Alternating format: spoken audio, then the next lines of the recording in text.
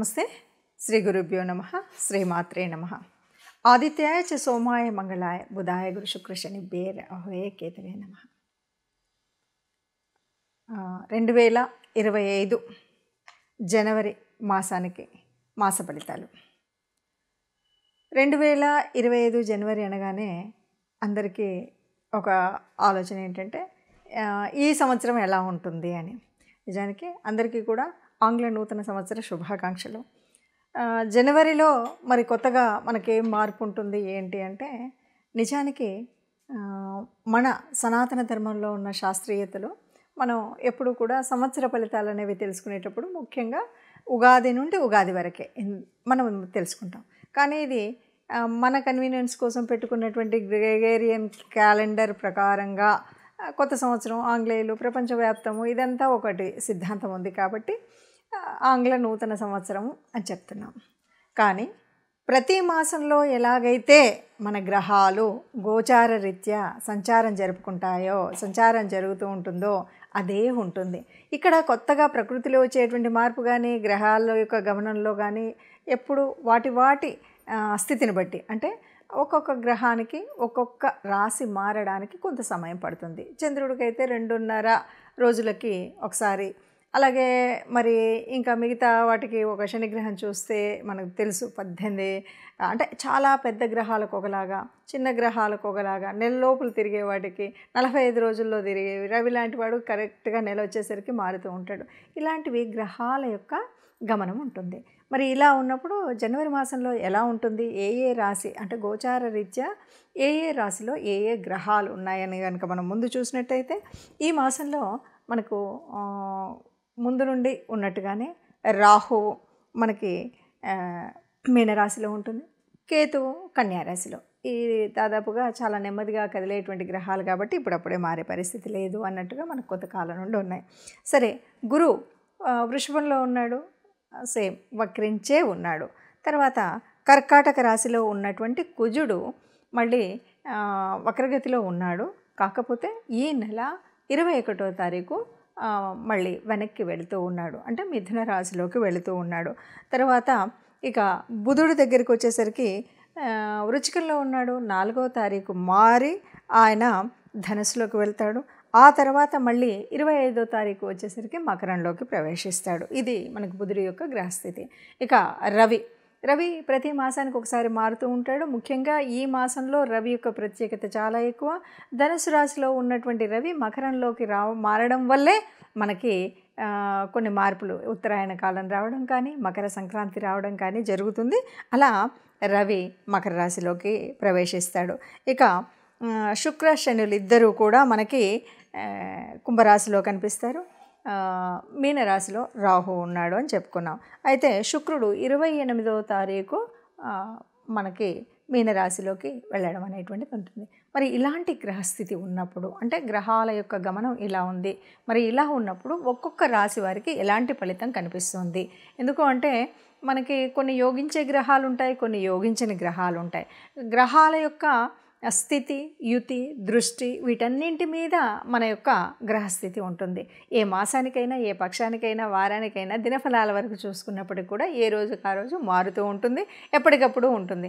అలా మారుతున్నప్పటికి కూడా మనం దినఫలాలు చూసుకునే వాళ్ళు ఉంటారు, వారఫలాలు ఇలా చూసుకుంటూ ఉంటాం.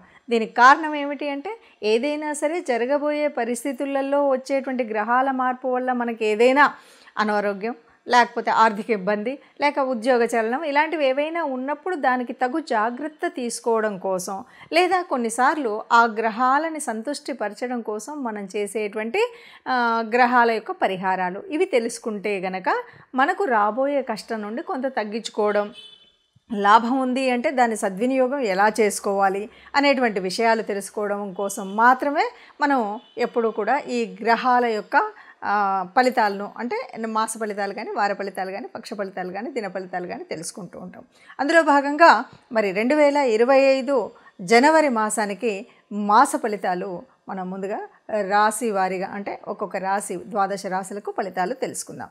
వృశ్చిక రాశి 2025 జనవరి మాసంలో వృశ్చిక రాశి వారికి ఎలా ఉంది అంటే, మాస ప్రారంభం ఎలా ఉంటుంది అంటే మొదట్లో కొద్దిగా అటు ఇటుగా మిశ్రమ ఫలితాలు ఉంటాయి అని చెప్పాలి. మొదటి పక్షం అంతా కూడా మిశ్రమ ఫలితాలతో ఉంటుంది. శుక్ర అష్టం అంటే శుక్రుడు ఉన్నటువంటి స్థానం కానీ, తర్వాత కుజుడు ఉండేటువంటి స్తంభన వల్ల కానీ ఇవన్నీ కూడా కొద్దిగా ఇబ్బంది. ఇవన్నీ కూడా రెండవ పక్షంలో చాలా మంచి లాభాలని, ఇక కుజుడు 21 తర్వాత మారతాడు కాబట్టి చివరి రోజుల్లో మాసాంతంలో చాలా బాగుంటుంది అని చెప్పొచ్చు. రెండవ స్థానంలో ఉన్నటువంటి బుధుడి వల్ల కొంచెం ఉపయోగం ఏమైనా ఉందా అంటే చాలా ఉపయోగం అని ఉండొచ్చు. ఎందుకంటే లౌకిక విషయాల్లో చక్కటి ఆలోచన ఉందంటుంది. ఆ లౌకికంగా అంటే ఇంట్లో అవ్వచ్చు, బయట అవ్వచ్చు, సమాజంలో అవ్వచ్చు, ఉద్యోగ స్థానంలో అవ్వచ్చు, ఎక్కడైనా సరే చాలా లౌకికంగా మాట్లాడతాడు వీడితో ఏమి ఇబ్బంది లేదు అని కష్టాన్ని కూడా అవలీలగా ఇలా తీసేసినట్టుగా పక్కకు పెట్టచ్చు. లౌకికంగా విజయాలు పొందేటువంటి పరిస్థితి అయితే ఉంటుంది. కాకపోతే ఇక్కడ సరే మనం మాట్లాడి ఎంతైనా అప్పు పుట్టించవచ్చు, ఎంతైనా రుణాలు తెచ్చుకోవచ్చు అనేటువంటి వాళ్ళు కొంతమంది ఉంటారు. ఇక్కడ జాగ్రత్త పడాలి. పుడుతుంది కదా అని రుణం ఎక్కువగా చేసుకుని అనవసరపు ఇబ్బందుల్లోకి వెళ్ళకూడదు. ఆర్థికంగా ప్రగతి ఉంటుంది, అయినా సరే వచ్చినట్టు ఖర్చు పెట్టినప్పుడు మళ్ళీ కొద్దిగా కష్టం వస్తుంది. కాబట్టి ఆర్థికంగా మనం ఇబ్బంది పడకుండా ఉండాలంటే అప్పులు పెంచుకోకూడదు.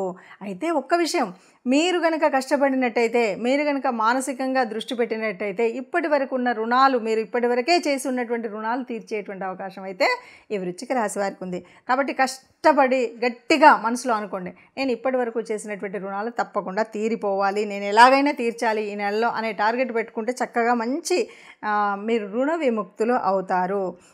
ఈ నెల బాగుంటుంది. ఎంతైనా రుణ విముక్తి కావాలంటే కొంత ఆర్థికంగా వస్తుంది. వచ్చిన దాన్ని వచ్చినట్టు ఖర్చు పెట్టకుండా వచ్చిన దాన్ని అప్పు తీరిస్తే చాలా మనం రుణ విముక్తులం అవుతాము. అలాగే వృత్తి బాగుంటుంది, ఉద్యోగం బాగుంటుంది. అర్ధాష్టమ శని ప్రభావం వల్ల కొన్నిసార్లు కొద్దిగా ఇంటికి దూరం వెళ్ళేటువంటి పరిస్థితి ఉంది. అది ఉద్యోగ రీత్యా అవ్వచ్చు, వ్యాపార రీత్యా అవ్వచ్చు, ఇంకేదైనా మిషతో ఏదైనా మనం చేసేటువంటి పనుల వల్ల దూరంగా వెళ్ళొచ్చు. అంతలో ఇంటికి దూరం ఉంటారు అనగానే అయ్యో నేను ఏదైనా అడవులు బట్టి తిరుగుతానా అనే ఆలోచన అక్కర్లేదు. ఇది మన యొక్క వృద్ధి కోసం చేసేటువంటిది. ఒకవైపు అష్టమ శని ప్రభావం ఉంది వల్ల అలా వెళ్తున్నాం, కానీ ఉద్యోగ వ్యాపారాలలో వృద్ధి చెందుతాం కాబట్టి దాని మూలంగా వెళ్ళేటువంటి అవకాశం అయితే ఉంటుంది. చక్కటి ప్రగతి ఉంటుంది. శుభకార్యాలు చేస్తారు, శుభకార్యాల్లో పాలు పంచుకుంటారు. అంటే మిత్రులు, బంధువులు చేసేటువంటి కార్యక్రమాల్లో పాలు పంచుకుంటారు. ప్రత్యేకించి మనం ఈ కార్యక్రమాలన్నీ చేస్తున్న వృశ్చిక రాశి వారికి ఒకే ఒక్క అంటే వీరికి ముందు నుండి ఉన్నటువంటిది ఏంటి అంటే ఒక పిచ్చి లాంటి ఉంటుంది. ఎలా అంటే మనకి ఇష్టమైన వాళ్ళని దేవతలతో సమానంగా చూడడం. మనకు కొంతమంది అంటే ఇష్టం ఉండదు, వాళ్ళు ఏ తప్పు చేయరు, వాళ్ళు ఏం చేయరు, వాళ్ళు మన మంచిని గురించే చూస్తారు, కానీ వాళ్ళు మనకు నచ్చరు. కాబట్టి అడ్డదిడ్డంగా మాట్లాడడం. దీనివల్ల ఎందుకంటే ఎప్పుడు కూడా చెడు చేసేవాడి మీద మనం ఏదైనా చెడు ప్రయత్నం, మన వాళ్ళైనా సరే చెడు చేస్తారు అంటే వాళ్ళని వ్యతిరేకించి మాట్లాడడం, అట్లాంటి వల్ల మనకే కష్టం రాదు. కానీ నీ శుభాన్ని కోరి నీ గురించి ఆలోచించే వాళ్ళు ఎవరైతే ఉన్నారో వాళ్ళని అనవసరమైనటువంటి ఇబ్బందులు పెట్టడము, అనవసరంగా వాళ్ళతో పేచీలు పెట్టుకోవడము, ఆమె ఉంటేనే నాకు అది కాదు, ఆయన ఉంటేనే నాకు అది కాదు అని అంటూ మాట్లాడుతూ ఉంటారు కదా. ఇలాంటప్పుడు దీని పాప ఫలితం వల్ల మీ యొక్క సంతానం మీద దాని నష్టం కనిపిస్తుంది. మనం పెద్దల్ని గౌరవించాలి అనేటువంటిది సూక్తి, సరే అదే ఎటువైపు అయినా సరే పెద్దలు కనబడగానే గౌరవం, కొంతమంది అది పాటిస్తూ ఉంటారు. ఈ రాశి వారికి కొంతమందికి ప్రత్యేకించి ఒక చెడ్డ గుణం ఏముంటుంది అంటే, నేను నచ్చింది రంభ, నేను మెచ్చింది గంగా, నాకు నచ్చకపోతే అది ఎంత గంగా ప్రవాహమైన మురుక్కాలవా అనేటువంటి స్థితిలో ఉంటారు. ఇది మీ మనసుల్ని బట్టి మీరు ఆలోచించి ఆ ఆలోచన ప్రకారంగా మనం ఈ తప్పు ఎక్కడైనా చేస్తున్నామా గ్రహించుకోండి. సంతానాభివృద్ధి కోసం ఆ తప్పును చేయకుండా ఉండండి. ఇంతకు మించి మనం ఇక్కడ ఏం చెప్పక్కర్లేదు. ఇక అన్నిటికీ మించి ఎవరు ఏదన్నా సరే పరమేశ్వరుడు యొక్క అనుగ్రహం ఉండాలి. కాబట్టి పరమేశ్వరుడు యొక్క అభిషేకం మీకు అన్నింటా శుభాలను ఇస్తుంది. ఇక్కడ ఒక విషయాన్ని గుర్తుపెట్టుకోవాలి. ఇందాక చెప్పినట్టు పరమేశ్వరుడు అభిషేకం చేస్తే అన్నింటిలో సుఖంగా ఉంటాం. కాబట్టి మేము ఎవరిని తిట్టాలో, ఎవరిని గట్టిగా మాట్లాడాలో అలా చేస్తూ ఉంటామంటే అక్కడ పరమేశ్వరుడు కూడా సంతోషించాడు. అది దృష్టిలో పెట్టుకొని చేయండి, అంతా సుఖంగా ఉంటారు. ఇప్పటి వరకు మనం చూసినటువంటి అంటే గ్రహాల యొక్క గమనము, వాటి వల్ల మనకు ఉన్నటువంటి యోగించే గ్రహాలు, యోగించని గ్రహాల మూలంగా మనకు వచ్చేటువంటి కష్టాలు, నష్టాలు. ఇప్పటి వరకు కొన్ని రాసులకి అర్ధాష్టమ శనిలో ఉన్నారు, కొన్ని రాసులు ఏళ్ళనాటి శనిలో ఉండి చివరి దశలో ఉన్నారు. ఇలాంటి పరిస్థితుల్లో మనము ఎలా ఏంటి అంటే కనుక ఆలోచించినట్టయితే మరి గ్రహాల యొక్క అనుకూలత ఉండాలి, ఇష్టదేవత యొక్క అనుగ్రహము ఉండాలి.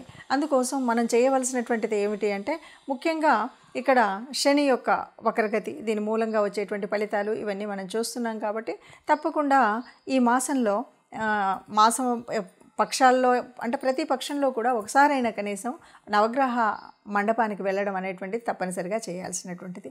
మనం రాశి వారీగా చెప్పుకుంటున్నటువంటి మన రాశిలో చెప్పుకున్నటువంటి గ్రహాల అనుకూలత కోసం తప్పనిసరిగా మూల మంత్రాలని చదువుకోవడం ముఖ్యమైనటువంటిది. అంతేకాదు మొదటిగా ఉన్నటువంటి ధనుర్మాస పరిస్థితి, దానివల్ల విష్ణుమూర్తి విష్ణు రూపాల్లో ఏ రూపాన్నైనా మనం ప్రార్థించడము, అలాగే శివాలయానికి వెళ్ళడం, ఈ రెండు తప్పనిసరిగా చేయాలి. ఇవేవి మనకు వీలు కాలేదు, ఎలా చేయాలి, ఏం చేయాలి, మరి నాకు గ్రహస్థితి మార్పు ఉండాలి, ఇదంతా నేను ఆనందంగా ఉండాలి, హాయిగా ఉండాలి, ఆరోగ్యంగా ఉండాలి అని యోచించేవాళ్ళు మనుషులకు కాకపోతే గోశాలకు వెళ్ళడం, గోగ్రాసం ఇవ్వడం, ఇది మన వల్ల కాలేదు, మన ఇంట్లోనే మనం చేస్తున్న చోట మనం ఉన్నటువంటి చోటనే ఉన్నటువంటి కార్మికులకు ఎవరైనా సరే అన్నం ఒకరోజు భోజనం పెట్టించడం కానీ, వారికి కావలసినటువంటి వస్తువుల్ని దానం చేయడం కానీ చేసినట్టయితే మనకున్నటువంటి గ్రహాల అననుకూలత పోయి అనుకూలత వచ్చేటువంటి పరిస్థితి ఉంటుంది.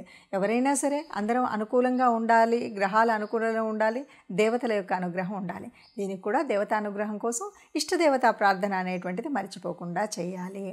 లేదు బయటకు వెళుతున్నాం, ఏ కష్టం రాకుండా ఉండాలి అని అనుకున్నప్పుడు మనం తప్పనిసరిగా ఏదైనా ఒక చిన్న శ్లోకం, రాముడికి సంబంధించినటువంటిది ఏదైనా సరే, ఆపదామపహర్తారాం దాతారాం సర్వసంపదాం లోకాభిరామం శ్రీరామం భూయో భూయో నమామ్యహం అంటాం కదా. ఇది చదివితే ఎప్పుడూ కూడా ఎక్కడా కష్టం ఉండదు. ఇంత పెద్ద శ్లోకం మాకు కష్టం అండి అనుకుంటే కనీసం ఆ అమ్మని తలుచుకోండి, శ్రీమాత్రే నమః అనుకోండి. శ్రీమాత్రే నమః అనుకుంటూ మనం ఏదైనా పని మొదలుపెట్టినా, బయటకు అడుగు పెట్టినా మనం ఇలా చేసినట్టయితే మనకున్నటువంటి కష్టాలన్నీ పోయి అనుకూలమైనటువంటి పరిస్థితిలో అన్ని మాసాలలాగానే మనం అందంగా మనందరం కూడా ఆనందంగా ఉండాలి, సంతోషంగా ఉండాలి.